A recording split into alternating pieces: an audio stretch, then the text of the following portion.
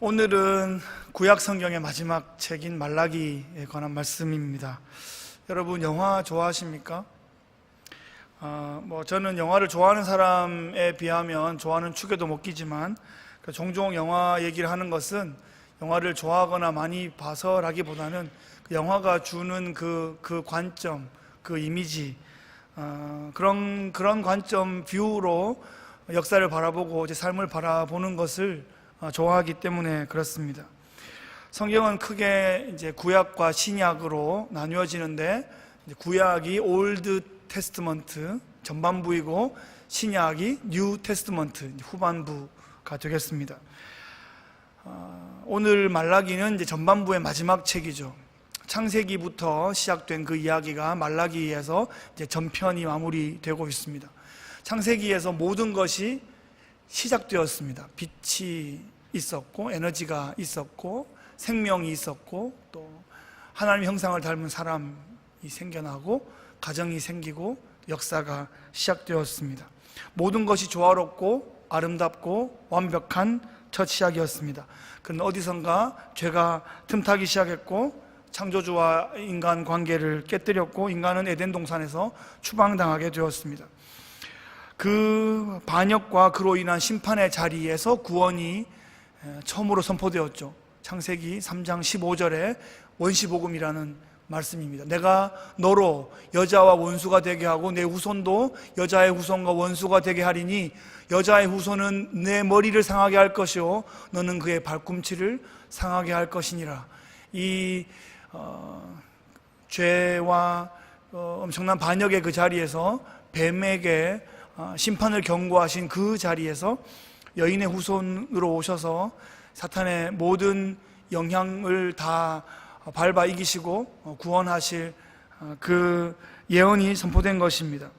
이 이후로 이 예언의 말씀이 이제 이 압축 파일이 풀어지고 또 연결되고 하는 이야기가 구약 전체의 이야기다 이렇게 보게 되겠습니다.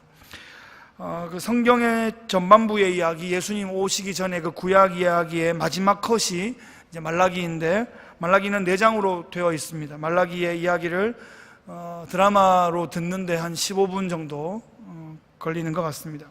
말라기 이야기는 구약 전체 요약이고 신약으로 연결되는 징검다리의 역할을 하고 있습니다. 후편 이야기의 강력한 예고편이다 이렇게 이해해도 좋겠습니다. 오늘 우리는 말라기 선지자의 눈과 입을 통해서 그 시대를 고찰했던 메시아의 그 출현을 예고했던 그 예언을 함께 살펴보겠습니다. 말라기의 시대는 모든 게 좀 무너지고 있는 시대였습니다. 첫 번째로 볼 때 예배가 무너지고 있었습니다. 사실 이렇게 빨리 무너지면 안 되는 시대였어요. 예레미야의 시대 때는 예루살렘이 무너지고 있었고, 다니엘의 시대 때는 강제 이주를 당해서 바벨론에서 이렇게 신앙 공동체를 디아스포라로 이루고 있었고, 또 그 다음 세대가 되면서 느헤미야와 에스라가 이제 고토로 회복이 되면서 이제 성전도 재건되고 성벽도 재건되고 수문 앞 워터게이트 앞에서 이렇게 부흥회도 하면서 이제 새로운 부흥 운동이 계속 일어나야 되는데, 그 느헤미야의 그 끝자락에 연결된 말라기의 시대 때 이미 예배가 무너지고 있는 모습을 우리가 확인하게 됩니다. 예배가 참 멋지게 세워지고 계속 영광스럽게 세워져도 시원찮을 판에 이렇게 무너지게 된 이유가 뭘까요? 오늘 이제 우리 문제 보면 이제 첫 번째 섹션이 나오는데, 6절에 보면 내 이름을 멸시하는 제사장들아 이렇게 부르고 있어요. 내 이름을 멸시하는 제사장들아. 제사장이 하나님의 이름을 멸시하다니 이 말이 됩니까 이게? 제사장은 하나님의 그 이름을 가장 영광스럽게 여기고 가장 가까이서 섬기고 그 이름의 영광을 온 세계에 전파하고 죄인과 하나님을 이어주는 그 중보자의 역할인데, 제사장이 하나님의 이름을 아주 멸시하고 있습니다. 제사장이 하나님을 공경하지 않고 제사장이 하나님을 두려워하지 않는 그런 시대가 되어 있습니다. 7절에 보시면 너희가 더러운 떡을 나의 잔에 더러운 떡을 나의 제단에 드린다. 더러운 떡을 제단에 드린다. 어떤 떡이 더러운 떡일까요? 뭐 땅에 떨어져서 흙 묻은 떡을 말하는 게 아니죠. 그 떡을 마련하고 준비하는 그 과정에 있어서 아주 순전하지 못하고 순결하지 못한 방식으로 준비된 그런 떡을 말하고 있습니다. 옳지 않은 방법으로, 정직하지 않은 방법으로 준비해서 그냥 때 되니까 옛다 드십시오 그러고 갖다 바친 그런 그 중심이 순전하지 못한 그런 떡이라고 할 수 있겠습니다. 나의 이기심으로 타인을 짓누르고 정직하지 않은 방법으로 준비된, 어쩌면 다른 사람의 피눈물을 짜라내서 고물을 만들었을지도 모를 그런 떡 말입니다. 그런 떡을 제단에 드렸습니다. 하나님은 그 떡을 더러운 떡이다 이렇게 지적했는데, 이 제사장들이 뭐라고 하냐면 우리가 어떻게 주를 더럽게 하였습니까? 이렇게 반박하고 있습니다. 우리가 언제 어떻게 주를 더럽게 했습니까? 정말 이 제사장들이 몰라서 묻는 것일까요? 알면서 반항하는 것일까요? 정말 이게 더러운 떡인지 모르고 물어보는 것일까요? 아니 이 정도면 대충 드시지 이렇게 뭐라 그러시. 하여튼 이게 저는 어젯밤에 생각해 보니까 둘 다 문제예요. 이게 더러운 줄 몰라도 문제고 더러운 줄 알아도 문제고, 하여튼 이 제사장들의 반응, 이 대응은 너무나 불손합니다. 제사장들이 이런 수준에 있다면, 제사를 향한 제사장들의 마음이 이런 수준에 있다면, 제사를 받으신 하나님을 향한 마음이 이런 수준에 있다면 백성들의 수준은 어떨까요? 이 백성들은 제사장들의 제사를 향한, 하나님을 향한 그 수준을 넘을 수가 없어요. 넘을 수가 없습니다. 제사장의 수준이 그 시대의 바로미터라고 할 수 있겠습니다. 물론 제사장이 잘하면 백성들이 영향을 받을 수 있겠죠. 그게 제일 좋은 그림일 겁니다. 제사장이 잘하고 그 모습을 보고 그렇게 경건한 모습으로 예배하는 백성들, 그게 제일 좋은 그림인데, 제사장은 잘 못하는데 백성들은 막 찰떡같이 이렇게 잘할 수는 거의 없는 것 같습니다. 백성들은 못해도 제사장이라도 잘하고 있으면 뭔가 회복의 희망은 있는데, 제사장이 못하고 있으면 어디서 희망을 얻겠습니까? 이 제사가 어떤 영광인지, 이 하나님 어떤 분이신지를 누가 알려주겠습니까? 제사장한테 그걸 맡겼는데 제사장이 무너지고 있습니다. 8절을 보시면 상황이 아주 심각합니다. 너희가 눈먼 희생 제물을 바치는 것이 어찌 악하지 아니하며 저는 것 병든 것을 드리는 것이 어찌 악하지 아니하냐. 이제 그것을 너희 총독에게 드려보라. 그가 너를 기뻐하게 했으면 너를 받아주겠느냐. 이렇게 지적하고 있습니다. 우리가 레위기법을 잘 알고 있고 신명기법도 잘 알고 있습니다. 우리보다 이들은 더 잘 알고 있겠죠. 레위기법 정도는 제사장들은 외우고 있을 테니까요. 흠 없고 정결한 제물을 드려야 하는 것은 너무너무 잘 알고 있어요.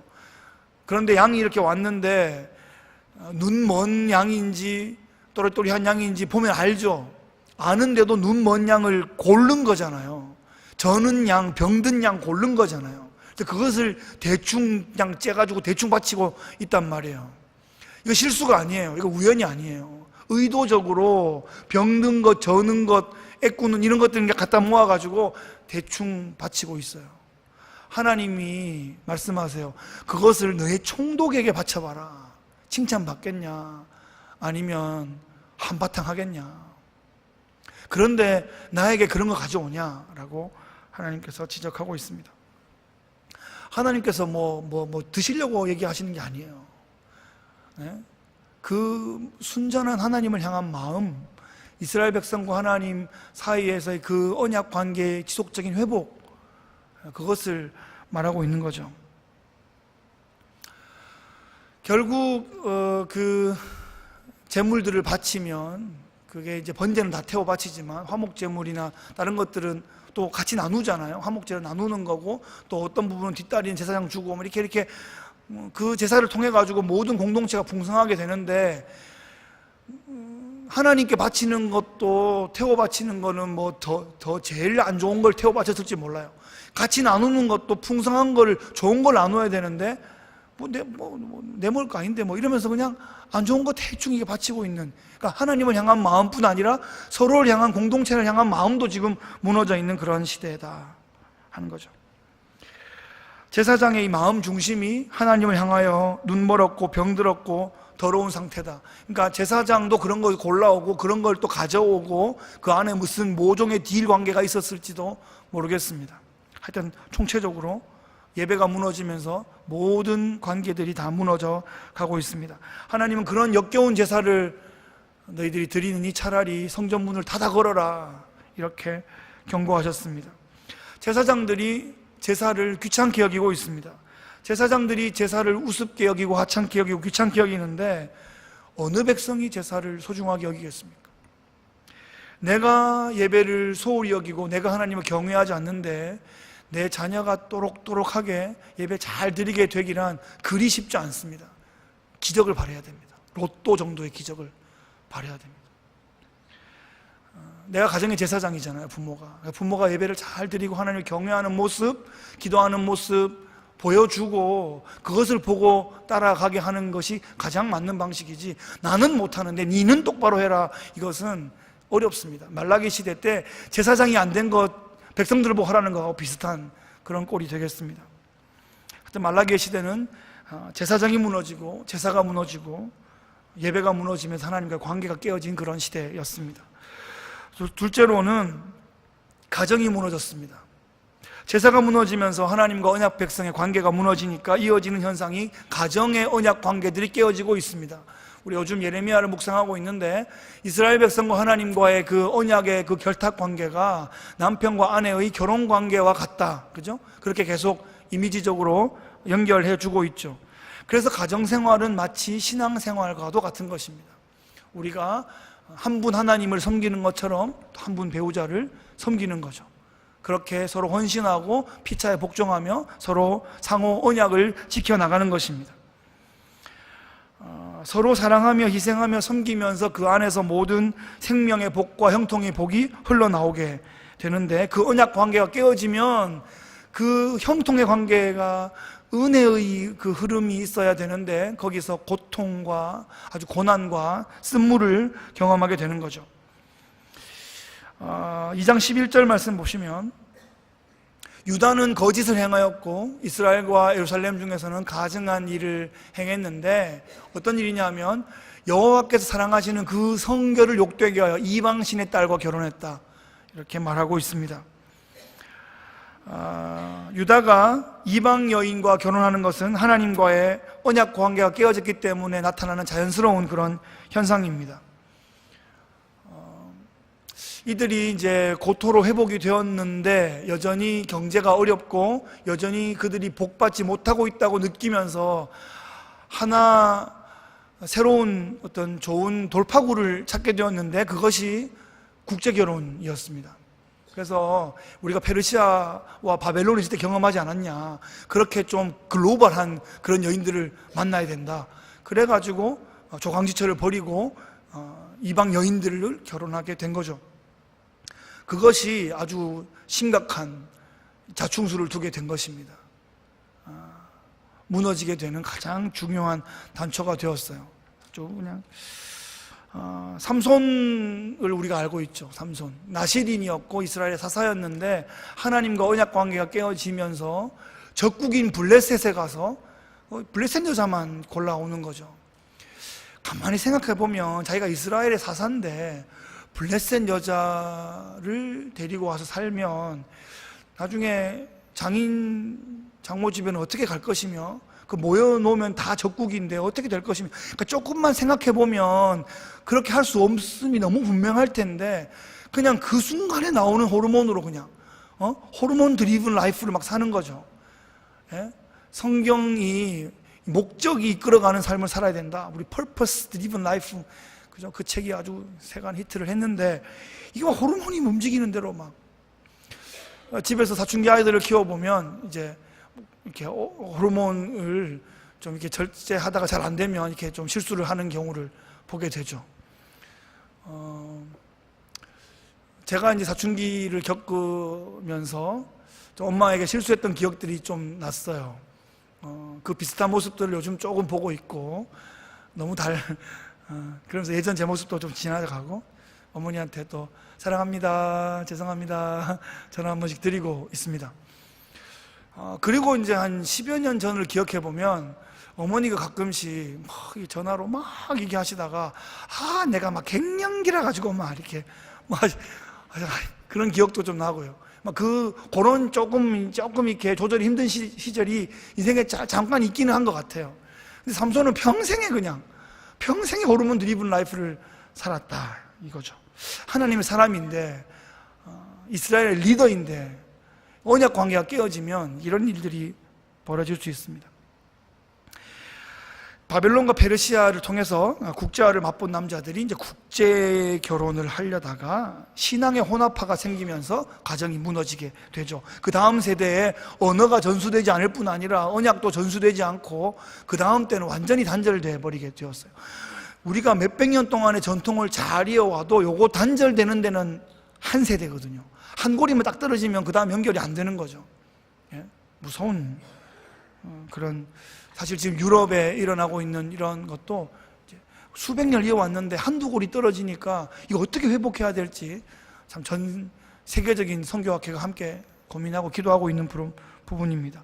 우리 한국도 세계가 놀랄 만한 그런 엄청난 그런 선교의 비약적인 발전을 해왔는데 이게 수십 세대가 아니에요. 그죠? 단 몇 세대란 말이에요. 거슬러 올라가면 우리 할머니 위에 할머니 이 정도 올라가면 다 해요. 거기서부터 겨우 시작한 거예요. 그러면 몇 세대밖에 안 됐는데 요거 떨어지는 데는 그냥 단 한 골이면 끝나는 거예요. 그래서 우리 시대에 굉장히 중요한 우리 모멘텀에 와 있다.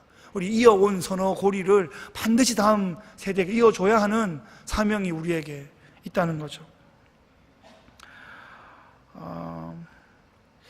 14절에 보시면 네가 어려서 맞이한 아내 여호와께서 증인 되신 그 언약 관계를 이제 깨고 세계화를 위해서 이제 조강지처를 버렸다 이런 얘기를 하고 있습니다. 어려서 맞이한 조강지처를 버렸습니다.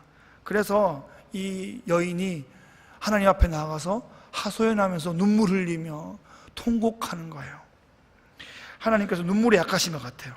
그래서 성경이 뭐라고 얘기하냐면 그 여자의 눈물 때문에 내가 네 앞길을 막겠다 이렇게 그렇게 말하고 있어요. 13절에 보시면 너희가 이런 일도 행하나니 곧 눈물과 울음과 탄식으로 여호와의 제단을 가리게 하는도다.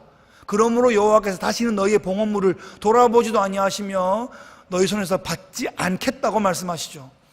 눈물과 울음과 탄식으로 여호와 앞에 그렇게 쏟아내게 그렇게 만들었다는 거죠. 그렇게 억울함을 여호와께 토로하는 일들이 있으면 그렇게 만들고 나서 여호와께 제사하는 것은 안 받겠다 이렇게 얘기하고 있습니다. 뭐가 중요해요? 봉헌물을 막 이렇게 막 바치고 심지어 다 병든 거 바치는데 난 조금 예쁜 거 바쳤다 그래서 그걸 받는 게 아니라 저쪽에서 이렇게 피눈물 흘리게 하고 있으면 그 언약 관계를 깨뜨린 것 때문에 안 받겠다 이렇게 말씀하시는 겁니다. 하나님의 축복이 막 오다가 역류해서 막 돌아가 버리고 형통이 오다가 다 도망간다는 거예요. 백성의 가정이 이 모양이 된 것은 제사장 가정이 엉망이었기 때문이었습니다. 그 느헤미야 마지막 부분에 보면 제사장의 가문에서 그 막 호론 사람, 산발랏, 도비야 이런 사람들과 이렇게 막 사돈 관계를 막 맺고 있고 막 엉뚱한 일들이 벌어지기 시작해요. 제사장들이 한 번, 두 번, 세 번 이렇게 보여주면 이렇게 도덕과 윤리의 역치가 점점 이렇게 낮아지면서 그냥 막 이렇게 하게 되죠. 결국은 그 핵심들을 이렇게 쳐다보면 돈이에요, 돈. 그 돈 때문에 안 해야 될 그런 결혼 관계들을 막 갖게 되고 안 해야 될 성전의 성소에 자리를 내주고 하는 이상한 일들이 돈 때문에 다 벌어지고 있어요. 지금도 우리가 세속주의 시대를 살아가고 있는데 세속주의의 핵심은 돈이에요. 하나님과 재물을 겸하여 섬길 수 없다고 했는데 아주 강력해요. 성도의 신앙생활에도 가장 강력한 대적이고 심지어 교회가 나가야 할 방향에도 가장 강력한 대적이에요. 이것을 정말 지혜롭게, 정말 은혜롭게, 정말 성령 충만하게 기준을 세우고 이것을 돌파해 나가야 할 것입니다. 그렇습니다. 이 가정이 무너지면 희망이 없어요. 그래서 목회자의 가정도 건강해야 되고 성도들의 가정이 건강해야 되고 교회 공동체의 가정들이 건강해야 이 시대 가운데 우리가 복음을 전할 수 있고 할 말이 있고 사역을 할 수가 있어요. 그게 안 되면 너나 잘해라. 이렇게 얘기할 거 아니겠습니까? 제가 이제 어느 개척하시는 목사님을 만났어요. 그래서 만나가지고 몇 시간을 같이 보내면서 기도하면서 이렇게 사역 소개도 좀 듣고 그랬어요. 그래서 이제 그 목사님은 목사님 사역의 어떤 비전과 또 이렇게 계획을 어떻게 좀 세우십니까? 이렇게 물어봤더니 아주 독특한 계획을 얘기하셨어요. 보통은 이제 우리가 다음 세대를 많이 얘기하고 다음 세대를 잘 세워야 된다. 그 너무 당연한 거예요. 너무 확실하죠. 너무 확실하기 때문에 오히려 본인은 그 이야기를 하지 않고 우리가 잘 살자 이런 얘기를 하겠대요. 그래서 목회 계획은 우리가 잘하자, 우리부터 잘하자, 나나 잘하자, 이제 그거를 목표로 세웠대요. 그래서 그렇게 잘하면서 그걸 그냥 보여주자. 개척교회 이제 몇 가정 모여서 하시니까. 그래서 이제 근데 가만히 보니까 정말 그런 것 같아요. 아이들이 어른들의 말을 듣고 자라는 게 아니라 보고 자라기 때문에 우리가 잘하는 걸 보여주는 게 다음 세대를 위한 최고의 복이라는 거죠. 그 자녀들에게 줄 수 있는 최고의 복은 아이들의 엄마를 사랑하는 것이다. 그런 멋진 말이 있습니다. 그러니까 부부가 깊어지고 사랑하는 것이 아이들에게 건강한 가정을 소개해 줄 수 있는 최고의 방법이 되겠습니다. 세 번째는 공동체가 무너지고 있습니다. 예배가 무너지고 가정이 무너지면서 공동체가 무너지고 있는데, 공동체 무너지는 모습은 11조와 봉헌물을 온전히 바치지 않는 그런 모습으로 보여지고 있어요. 3장 8절을 보시면 사람이 어찌 하나님의 것을 도둑질하겠느냐, 그러나 너희는 나의 것을 도둑질하고도 말하기를 우리가 어떻게 주의 것을 도둑질하였나이까 하는도다. 이 11조와 봉헌물은 하나님의 것이다 라고 말하고 있어요. 그것을 통해서 하는 것이 제사장과 레위인을 서포트하고 성전을 세우고 유지하고 보수하고 또 고아와 과부를 구제하고 살리는 그런 일들을 그 헌물을 통해서 하는데, 이게 없으니까 제사장과 레위인은 밭으로 들로 막 산으로 일하러 막 먹고 살아야 되니까 막 나가고, 성전은 막 황폐해지고 거미줄 치고 막 흔들리는데 보수할 돈이 없고, 고아와 과부들은 여전히 더 찢어지게 가난한 상황이 되어 있는 거죠. 그래서 우리 마땅히 해야 할 주의 것이란 말이 하나님의 그 형통의 복이 흘러갈 수 있는 그 저수지를 함께 채우는 것인데, 그 근원이 막 마름으로 해서 그것은 함께 공동체가 서로 유익을 얻게 되는 방식인데, 그 통로인데, 그것이 무너지면서 공동체가 함께 무너지고 있는 겁니다. 개인과 개인의 신앙과 가정의 관계가 무너지면서 공동체의 책임과 윤리 이런 것도 함께 무너지고 있습니다.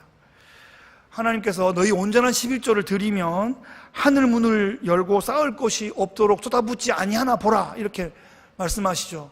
말라기 3장 11절, 우리 말라기 제일 유명한 말씀인데, 이게 11조를 많이 하면 개인적으로 복 받겠다는 얘기가 아니라고 했죠. 그런 개인적인 게 아니라 지금 말라기 시대에 총체적으로 무너지고 있는 모습을 보여주면서 하나님께 마땅히 드려야 할 것을 마땅히 드리면서 그것이 공동체를 건강하게 계속하여 이 신앙 공동체를 세워갈 수 있고, 그것이 우리가 그 안에서 살 수 있는 그 유일한 길이다라는 것을 알려주고 있는 겁니다. 그것이 하나님이 우리에게 주신 11조의 정신, 함께 공동체 세워가는 그 정신을 말해주고 있습니다. 신앙 공동체가 무너질 때 모든 게 무너진다는 것을 이제 반대로 표현해 주는 거죠. 이것을 드리면 복을 쌓을 곳이 없도록 쏟아붓겠다 하신 말씀이, 이것이 없어질 때, 이것이 말라버릴 때 우리가 총체적인 고난과 그 빈곤을 경험하게 될 것이다 라는 경고인 것입니다. 삶의 모든 영역이 총체적으로 무너지고 있는 시대, 그때나 지금이나 마찬가지인 것 같습니다. 예수님 오신 이후, 성령 오신 이후에는 계속하여 종말 시대를 살아가고 있기 때문에 그렇습니다. Already and not yet, 우리가 알고 있는 그 개혁주의 그 모토인데, 이미 하나님의 나라가 이 땅에 이루어졌고 완성될 날을 기다리고 있는 그 종말 시대를 우리가 성령과 함께 살아가고 있는 거죠. 그래서 이 시대는 종말이고 성령 시대이고 교회 시대인 것이죠. 이런 시대에 우리가 해야 할 것은 이 세상은 날이 갈수록 악해져 가게 되어 있어요. 뉴스를 보면 답답한 것밖에 없고 다 무너질 것 같고 다 터질 것 같고 그런 것밖에 없는데 당연합니다. 개인적인 윤리도 그렇고 공동체의 윤리도 점점 더 안 좋아져 갈 거예요. 획기적으로 좋아지는 길이 없어요. 성경도 별로 그렇게 얘기하고 있지 않아요. 그래서 우리가 절망인가 또 그렇게 말하고 있지도 않아요. 시대는 어두워가지만 하나님께서 선지자들을 계속 부르시고 하나님의 사람을 그 시대에 세웠던 것처럼 지금 이 시대에 우리가 그런 선지자적 공동체로 세워져 가고 있다는 거예요. 그래서 이 시대와 교회를 말씀을 이렇게 대변해서 살펴보면 하나님 나라를 온전히 소망하는 사람이 그렇게 다수가 아니다라는 것을 알게 되죠. 그 시대의 선지자들 같아요. 그런 정도의 소수의 공동체예요. 그렇기 때문에 이 세상은 더 어두워져 가도 하나님 사람들은 더 빛나게 더 영광스럽게 세워져 갈 수 있다는 것입니다. 이 시대를 경고했던 말라기 선지자처럼 또 말라기 선지자가 예고했던 엘리야처럼 예수님 오시기 전에 엘리야의 심령과 능력으로 나타났던 그 세례 요한처럼 이 시대에도 그렇게 우리가 말라기처럼 세례 요한처럼 엘리야처럼 그렇게 준비되는 하나님의 사람이 되면 된다는 것입니다. 16절, 3장 16절에 보시면 그때 여호와를 경외하는 자들이 피차에 말하매 여호와께서 그것을 분명히 들으시고 여호와를 경외하는 자와 그 이름을 존중히 여기는 자를 위하여 여호와 앞에 있는 기념책에 기록하셨느니라. 그 시대에도 여호와를 경외하는 사람들이 있었습니다. 그들의 언어는 그 세상 사람들과 달랐을 겁니다. 교만하고 남을 짓누르고 자기를 드러내고 하는 그런 말이 아니라 서로를 존중히 여기고 하나님께 영광을 돌리는 그런 언어를 사용했을 겁니다. 그 이야기들을, 그 언어들을 하나님의 기념책에 기록했대요. 마치 영화의 시나리오의 대사를 쓰는 것처럼 그것을 아주 명장면, 명대사 이렇게 담아가지고 지금 하늘나라 유튜브에 계속 돌고 있을지도 모르겠습니다. 우리가 그런 짧은 그런 위기의 상황에 탁 하나님을 경외하는 멘트를 했던 것이 하나님 나라에 기억되고 기록되고 상영되고 있을지도 모르겠습니다. 그런 명대사들, 그런 불세출의 그런 명장면들을 연출하시는 우리 명배우들 다 되시기를 축복합니다. 두 번째는 여호와의 날에 어떤 일이 벌어질까? 이것은 제가 여러 번 말씀드렸어요. 여호와의 날은 심판과 구원이 동시에 일어나는 날이다. 4장 1절에 보시면 만군의 여호와가 이르노라 용광로 불같은 날이 이르리니 교만한 자와 악을 행하는 자는 다 지푸라기 같을 것이라. 그 이르는 날에 그들을 살라 그 뿌리와 가지를 남기지 아니할 것이다. 무섭죠? 심판이 이렇게 무서운 거예요. 하나님은 심판하실 수 있는 분이시다는 거죠. 창조주이시며 심판주이세요. 혹자가 말하는 것처럼 시계를 만들어 놓고 그 시계가 돌아가는 데는 전혀 관여하지 않는 그런 시계공이 아니라 하나님은 창조하시고 주관하시고 섭리하시고 마지막에 완성시키실 그 능력이 있으신 분이시다 하는 거죠. 4장 2절에 보시면 이제 여호와의 날에 전혀 다른 모습이 나타나요. 내 이름을 경외하는 너희에게는 공의로운 해가 떠올라서 치료하는 광선을 비추리니 너희가 나가서 외양간에서 나온 송아지같이 뛰리라. 전에 보여드렸던, 주일날 보여드렸던 그 송아지가 기뻐 뛰는 그 영상 기억나십니까? 평생토록 그 1m도 안 되는 그 좁은 데 갇혀 있다가 그 빗장이 풀어지고 문이 열릴 때 그 풀밭을 미친 듯이 뛰는 그 송아지의 영상들 말이죠. 그 풀에 막 얼굴을 비비면서 눈물 흘리는 그 소의 모습처럼 그렇게 여호와를 경외하는 자는 그 여호와의 날에 기뻐 뛰게 될 것입니다. 하여튼 그날은 하여튼 뛰는 날입니다. 심판받으면 뜨거워서 뛰고 구원받으면 기뻐서 뛰고 어디서 어떻게 뛰고 있을지를 소망 가운데 마음에 품으시기 바라겠습니다.